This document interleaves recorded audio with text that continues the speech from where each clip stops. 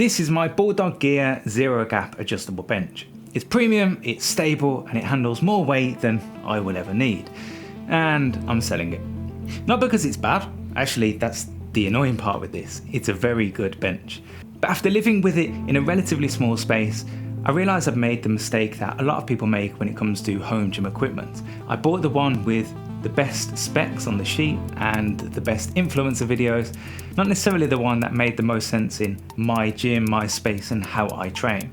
So in this video I'm going to go through what might make sense more in your gym and ultimately the bench that I kind of downgraded but upgraded to. This video is primarily targeted at those of you with relatively compact spaces, because that's where some of the smaller details matter that I missed when buying this bench, and have started to annoy me over time. The first area is the weight. It didn't even cross my mind when I was buying this to check the weight of it. I've used loads of benches in commercial gyms before and none of them have been that heavy or awkward to move. But then when you take into the account that you're now in a much smaller space and the fancy technology like the zero gap function or the overbuilt steel, all of that kind of adds up. This bench is 54 kilos. The Rep Blackwing is 59, Extreme Fitness have one at 56, all while the bench that I used to use in my commercial gym was 40 kilos. Just make that make sense. The zero gap function, which I will discuss more in a minute, also adds a lot of weight to the front of the bench, which adds more feel weight to the bench. And then this handle is really poorly designed, so it's actually quite difficult to move it up. Now I'm not saying a heavy bench is inherently bad, it's not, and it can be right for the right people. But when you've got racks and equipment and other stuff to move it around, it can be a bit of a pain, and my wife has struggled with it as well. Now let's talk marketing for a bit. I'm a marketer in my day-to-day, and one of the ways companies make you feel like you need a heavy, overbuilt bench is through safety, which of course is extremely important when you're training alone. But how many of you need a bench that can take 450 kilos weight capacity? I'm 80 kilos, so I'd need to be benching 370 to push this bench to its limits. For 90% of you, it's just overkill. The weight will add to the overall sturdiness of the bench, but there are other ways to make a bench sturdy. The quality control of the fixtures and fittings, or the width of the feet. Like I said, I work in marketing and I'm not proud here because I got marketed on the zero gap technology after seeing it in a Matt Does Fitness home gym reveal. These ones have this second adjustable element there, which means you can do that, close the gap, and it's a million times nicer. I've used a wide variety of benches, especially some in old school bodybuilding type gyms, and the gap can be massive. So in the spirit of buy once, cry once, I spent £500 on this, thinking I'd solve the bench part of my gym forever. But it's so fucking annoying, because let's say I want to make this go on an incline now. In most gyms, you would just move the bit that you want to incline up. But on a zero gap bench, you have to unscrew the front, create a gap, then move back to the front, close the gap, and then tighten it back up. It's just so complicated. And I've been using this for 2.5 years now, and it has caught me out on nearly every single session. Some benches, like the Tib Bar guy, I think is it the Apex bench, they've got an automatic movement for this, which solves some of the issue, but it doesn't solve the weight. And is a gap that bad anyway? I get it, if you're a powerlifter and you want maximum contact to drive through the bench, it's definitely worth paying a premium for, but for a regular gym guy, it's not that serious. It's marketing, it's just clever marketing. In general, a more expensive bench will get you an upgrade in the quality of the fabric and the pad. This Bulldog bench has a super grippy vinyl and a really comfortable thickness and density of the pad. This is worth paying more for, in my opinion. Budget benches will often have a slippy, glossy type vinyl and a pad so thin you're basically benching on plywood. That said, the bench I'm moving to is 20% cheaper than this and arguably has a pad and a vinyl just as good, if not better.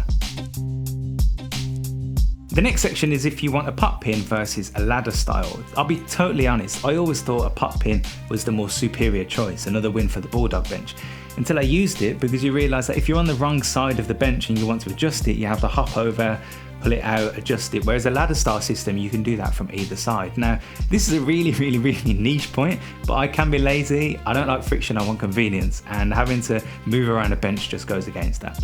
Pop pins can be a bit more secure and stable and are less likely to move out of position, unlike some of those horror videos that you see on Instagram. But again, unless you're a serious lifter, if you avoid the ultra budget benches, that's just not gonna happen. Finally, on features, you'll need to decide whether you want just a bench or if you want to move into an ecosystem bench. This is kind of similar to where racks are going. So many benches now are adding attachments, so you can do so much more than just bench pressing.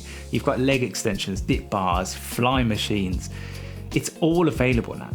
If you have the space and over time you think you might like the idea of an ecosystem and that appeals to you, then the ultra premium line of benches is worth considering. Thinking of Freak Athlete here, Primal Strength has their ultimate bench. I spent a long time weighing this up because they do appeal to me and I like having those different attachments. But where do you store those attachments? Now, this bench has space for a leg roller and so does the one that I'm moving to, and I use that for decline bench, but I'm slowly coming to terms that unless I can find a storage solution, then the fancy ecosystems probably just won't work for me. So what did I move to? My brief for a new bench was this. It needs to weigh less than the current bench, ideally shorter, good quality vinyl and pad, a ladder style system and a horizontal handle. The potential for attachments is a nice to have, but definitely not a must have. That led me to the Rep Nighthawk. I'm not going to review this, there's enough of those on YouTube. It's Rep's middle of the road bench, coming in at a touch over £400. I actually bought this when Rep was doing a 15% discount as well over the bank holiday. So why did I turn to this when the Bulldog Gear bench that I had is more expensive and effectively almost a clone to Rep's most premium option, the Blackwing? First of all, the Nighthawk weighs 40 kilos compared to my current one at 54. It's got a knurled horizontal handle, making it easier to lift up, and no zero gap tech to add weight. Plus it's got a premium grippy vinyl, so it's ticking all of the boxes. Both can be stored vertically, which is a bonus, and you can see the Nighthawk is a touch shorter, which means it's easier to use in and around the rack in the tight space, especially in front of the front posts. It's even 1 centimeter shorter in height, which, believe it or not, makes a difference with my short lat pull down setup. I think it's easy to get sucked into the super heavyweight, durable, sturdy, overbuilt conversation when looking at gym equipment. I know I get sucked in all the time, I'm part of the problem. It's reassuring and many of us want to know that we're buying good quality equipment, but like so many consumer areas, I feel it's becoming more of a race to the top in terms of weight and durability and steel thickness, who can add more. When I set the Rep bench up, it's literally the first time my wife has ever commented on a piece of equipment in this gym. And if the bench removes a blocker for her and it allows her to do more strength training without the friction, then it's worth it for me. As always, if this has been helpful, be a gem and subscribe. Comment below if you want any help choosing a bench that's right for you and your training, and I'll see you in the next one.